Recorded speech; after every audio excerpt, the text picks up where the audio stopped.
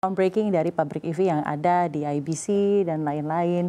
Lalu juga ada dukungan tentunya dari banyak pemerintah, regulasi-regulasi yang terus mengedepankan pentingnya hilirisasi yang ada. Nah, di IMIP sendiri, roadmap ke depannya untuk produksi nikel yang ada itu apa saja, Bu? Kita tahu ya EV sudah didukung, tapi kita tahu bahwa nikel itu banyak sekali kegunaannya selain electric vehicle sendiri. This is the future, gitu ya. Jadi apakah ada sedikit roadmap yang bisa Anda sampaikan kepada kami, pemirsa CNBC Indonesia, di sini nikel di masa depan, kegunaannya dan esensinya untuk peradaban tentunya. Silakan Ibu. Iya. Tadi saya sudah sampaikan bahwa selain stainless steel dan carbon steel, kami terutama sejak 2023 ya sudah mulai bergerak ke bahan baku baterai EV. Tapi memang untuk produk yang lainnya kita belum fokus ke situ. Mungkin yang dimaksud adalah kalau nikel itu memang bukan hanya untuk bahan baku baterai atau stainless steel aja, tapi juga memang bisa aja dibuat misalnya untuk alat makan, ya sendok garpu, lalu tumbler, kemudian alat kesehatan, kendaraan body, lalu alat elektronik yang kita pakai sehari-hari dan sebagainya. Tapi kita sejauh ini masih fokus di 3 klaster tersebut. 3 klaster utama, tapi masih banyak dan begitu banyak sekali ke depan utilisasi dari nikel itu sendiri. Betul. Oke, baik. Saya akan ke Pak Sugeng. Pak Sugeng, adakah tanggapan tersendiri Pak dari Anda mengenai pentingnya integrasi dari upstream, midstream, sampai downstream, seperti yang tadi disampaikan oleh Pak Imad? Tanggapan dari Anda mengenai hal tersebut? Iya, betul sekali. Jadi sekali lagi ini meskipun kita dikaruniai oleh Yang Maha Kuasa besar ya seperti tadi, bahwa nikel dunia itu 42% ada di Indonesia. Ya. Batu bara pun demikian cukup besar. Ini produk lain lah, dan juga tembaga dan juga ada timah dan sebagainya. Kita dalam skala itu, tetapi sekali lagi ini bahan atau ini yang bukan tidak terbatas. Ini sangat terbatas. Maka bagaimana pemanfaatan ini sampai pada tingkat yang paling optimal. Jadi memang kalau hari ini dan ke depan dalam konteks Indonesia sekaligus yang kita juga Presiden kita ingin swasembada pangan dan swasembada energi, saya kira ke depan dan juga sudah dikelistrikan misalnya di dalam RUPTL, Rencana Umum Penyediaan Tenaga Listrik itu, renewable energy sangat dominan ke depan. Dan memang potensi renewable energy di Indonesia luar biasa besar, tapi terbesar misalnya adalah tenaga surya. Dan juga angin, itu keduanya adalah intermittent yang tidak 24 jam berputar. Tadi sudah diorekan di IBC bahwa akan memproduksi baterai EV yang tadi kapasitas nanti di ujungnya di tahap 2 adalah sampai 15 gigawatt itu, 15 giga dengan ekuivalen kurang lebih betul untuk 200-an ribu kendaraan.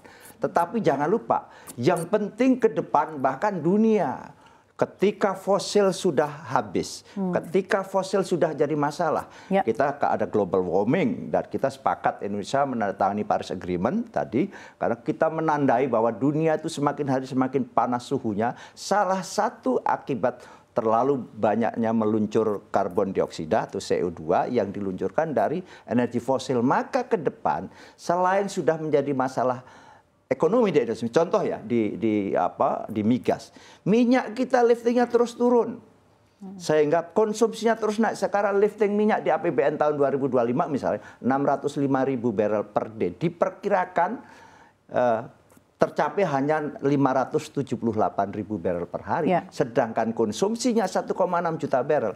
Kita sekarang minyak itu impor setiap hari. 1 juta barrel itu ekuivalen dengan 159 juta liter setiap hari, karena 1 barrel itu adalah 159 liter dan terus menerus. Gas kita gas alam kita cukup melimpah, tetapi memerlukan infrastruktur dasar yang cukup, misalnya pipeline dan juga terminal-terminal gas. Sedangkan membangun itu mahal, maka sekarang kita adanya dari gas alam menjadi LNG, liquefied natural gas, dan ini menjadi mahal karena di liquefied, diangkut, diregas kembali, dan ini menjadi mahal. Maka pemanfaatan ke depan selain tadi sudah kita rumuskan di kelistrikan saja, ke depan itu bahkan akan masuk abad nuklir kita. Kenapa? Fosil sudah menjadi terbatas, akan habis. Batu bara misalnya 38 miliar metrik ton dengan produksi 700.000 ton setiap 700 juta setiap tahun, itu juga akan habis. Apalagi kalau batu bara menjadi energi primer, itu polutif dan seterusnya. Inilah Sehingga memang betul Indonesia ke depan menghadapi dua tantangan sekaligus. Tantangan kuantitatif yaitulah kecukupan energi, tetapi energi yang bersih. Nah itulah tantangan kuantitatif. Disitulah peran-peran dari seperti hari ini misalnya hadir IBC, luar biasa tuh Indonesia Battery Corporate itu ke depan dalam konteks menekan konsumsi BBM adalah dengan kendaraan listrik, dengan baterai, dan juga sekaligus menekan emisi. Bukan sekedar menekan konsumsi, sekaligus menekan emisi, karena betapapun RON kita yang terbesar masih RON 90 Pertalite itu besar sekali masih karbon dan kandungan polutannya. Nah, saya kira dalam konteks itu maka ke depan memang termasuk di IMIP ini akan kita dorong, nanti akan kita audit. Audit jangan ditakutkan audit itu. Jadi audit itu menjadi penting. Kenapa? Prinsip dasar dalam pengelolaan sumber daya alam kita adalah ESG, kan, Environment, Social, and Governance. Environment, tata lingkungan. Kita bukan ngunggulin, kebetulan sekarang udah 54% bahkan, meskipun masih debatable, misalnya tata kelola pertambangan yang dilakukan oleh Vale, kan sudah divestasi ya beberapa waktu lalu, sehingga luar biasa. Kita menyaksikan langsung bagaimana mereka membuat sistem sehingga sisa-sisa pengelolaan tambang itu yang berupa udah betul-betul misalnya terus termasuk tenaga listriknya dari PLTA di sebuah danau yang sangat-sangat bagus sekali. Nah, saya kira best management practice harus terus kita tegakkan. Di tengah-tengah juga kita sadar bahwa dalam konteks sosial pasti seperti tadi dikemukakan ya ada bagaimana trickle down effect secara ekonomi bagi lingkungan terdekat maupun secara nasional menjadikan pendapatan negara dan sebagainya.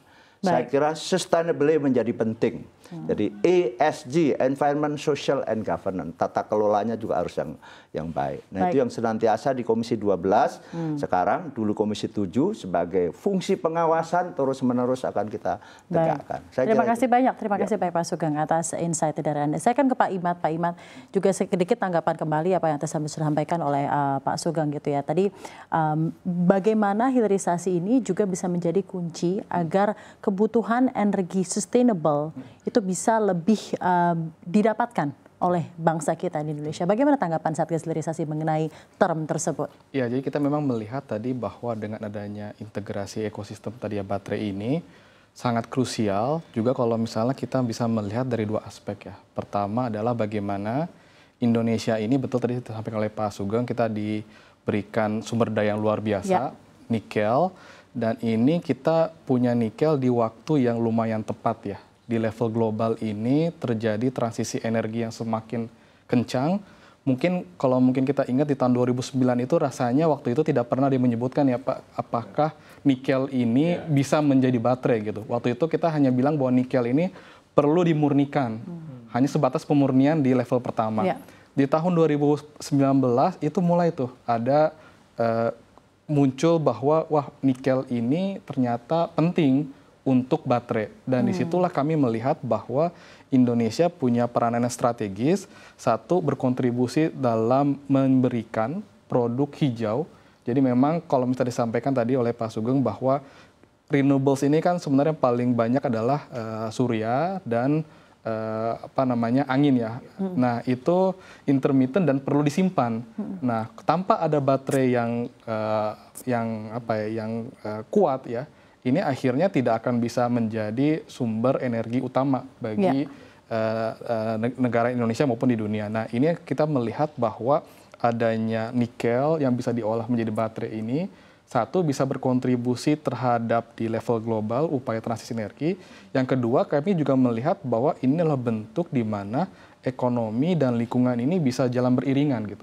Nah ini kami juga melihat bahwa di proyek yang baru di groundbreaking ini, kita tidak hanya memberikan kontribusi terhadap penciptaan produk hijau, tapi proses produksinya pun itu sudah lebih mengarah ke hijau. Di mana di situ proses produksi sudah menggunakan, kalau nanti bisa dikonfirmasi ulang, sudah menggunakan PLTS, sehingga proses produksinya bisa menjadi lebih hijau. Selain itu juga di situ ada pabrik recycling ya, Betul. recycling, sehingga economic circularity juga ini akan menjadi tercipta. Nah, ini yang kita melihat bahwa ini besar dampaknya terhadap tidak hanya ekonomi, tapi juga terhadap lingkungan. Tapi memang catatannya adalah tadi sampaikan Pak Sugeng terkait dengan ESG. Nah, ini krusial kenapa? Karena kita akan menjual produk ini untuk negara dan final konsumen yang peduli dengan lingkungan. Betul. Kalau peduli misalnya dengan checkbox dari ESG itu sendiri. Betul. Kalau misalnya kita tidak memenuhi checkbox ini, kita khawatir produk kita itu tidak bisa dijual.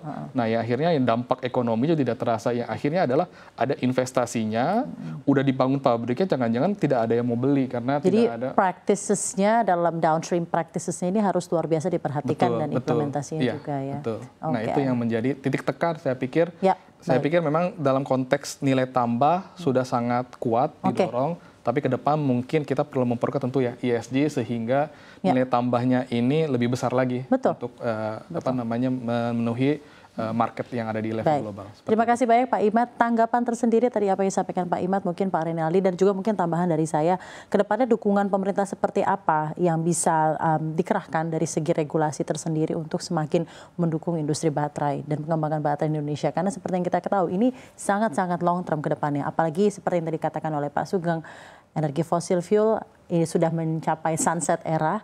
Jadi baterai probably is the future ke depannya. Silahkan. Ya, terima kasih. Jadi memang jika kita lihat, ini kunci yang tadi disampaikan seluruh narasumber, ini terintegrasi. Jadi ketika kita melakukan audit, ini juga yang sering didorong di negara Eropa, mana baterai pasport. Jadi terasa traceability-nya dari hulu hingga ke hilir. Nah, karena ekosistem yang kita bangun ini adalah terintegrasi dari tambangnya, keluar dari HPAL, lalu HPAL itu MHP-nya diolah jadi prekursor, katoda, baterai sel, pack, hingga recycling. Tentu ini akan sangat mudah untuk melihat traceability-nya dan praktis ESG-nya di setiap rantai industrinya. Karena tadi ini kuncinya terintegrasi. Bahkan pemerintah juga memiliki kewajiban untuk kita tentu mengkonvert daripada nikel ini 35% minimum menjadi prekursor. Nah, ini memang benar-benar itikat baik kita untuk traceability ini bisa kita tingkatkan dan juga akan lebih mudah nanti untuk seluruh pemirsa nanti bisa melihat bagaimana praktik ESG-nya di setiap rantai nilai. Baik. Nah, ini contoh yang baik. Pertama kali ada proyek baterai terintegrasi. Tentu untuk nanti ke depannya dukungan apa yang dibutuhkan oleh pemerintah. Tentu pertama adalah terkait dengan penciptaan market. Tentu daripada baterai sendiri, tadi meskipun kita melihat opportunity baik itu baterai kendaraan listrik ataupun baterai energy storage, tentu butuh ada regulasi yang mana mendorong dan juga meningkatkan penetrasi market dari baterai EV dan energy storage. Jadi kita bisa kaji nanti bagaimana terkait dengan mendorong baterai kendaraan listrik dibandingkan dengan fossil fuel. Kan ini masalah daripada kita melihat mana yang kita mau prioritaskan. Betul. Itu yang pertama. Kedua, di bottlenecking. Hari ini tentu kami sangat terbantu dengan adanya Satgas Hilirisasi dan juga Komisi 12 yang sangat aktif mendorong daripada perkembangan industri baterai ini. Karena memang jika kita lihat bandingkan antara Indonesia dan juga Thailand, kami kebetulan melakukan internal studi. Secara kebijakan itu kompetitifnya sama. Namun permasalahannya adalah stakeholders untuk baterai sendiri. Ini kalau kita hitung paling tidak ada 10 kementerian lembaga, belum lagi pemerintah daerah. Nah, di sini semenjak era Bapak Presiden Prabowo Subianto membentuk Satgas Hilirisasi tentunya ini jadi ada rapat rutin. Sehingga apa masalah yang masih menjadi problem itu di bottlenecking. Dibicarakan, diskusikan setiap minggu. Nah, ini sangat membantu sekali karena memang kalau di Thailand untuk baterai kendaraan listrik untuk EV itu langsung di bawah Prime Minister. Sehingga memang itu termonitor. Nah, kita juga melakukan hal yang sama dan bahkan di Indonesia kemarin tahun lalu saya juga membentuk ekosistem baterai, ID Battery, Asosiasi Ekosistem Baterai. Ini yang fungsinya mendorong dan memberikan kebijakan rekomendasi kepada pemerintah agar marketnya tercipta, regulasinya semakin ramah untuk investasi dan juga yang paling penting di sini adalah kita butuh nanti peningkatan sumber daya manusianya. Karena peningkatan sumber daya manusia ini juga harus align dengan roadmap industri serta ketersediaan sumber daya manusia yang memiliki knowledge untuk memproduksi baterai ini sendiri. Jadi ini perlu kita dorong. Jadi kita memang ekosistemnya harus dimatangkan dengan regulasi-regulasi yang ada ya. Dan juga penciptaan infrastrukturnya. Agar masyarakat juga mulai pede untuk masuk ke baterai kendaraan listrik. Jika saya bisa rangkum berarti integrasi terhadap market, jadi marketnya harus ditumbuhkan lalu diregulasi dalam hal ini ease of doing business. Ya, bagaimana administrasi dimudahkan dalam kemajuan industri baterai, SDM dan juga infrastruktur, begitu ya.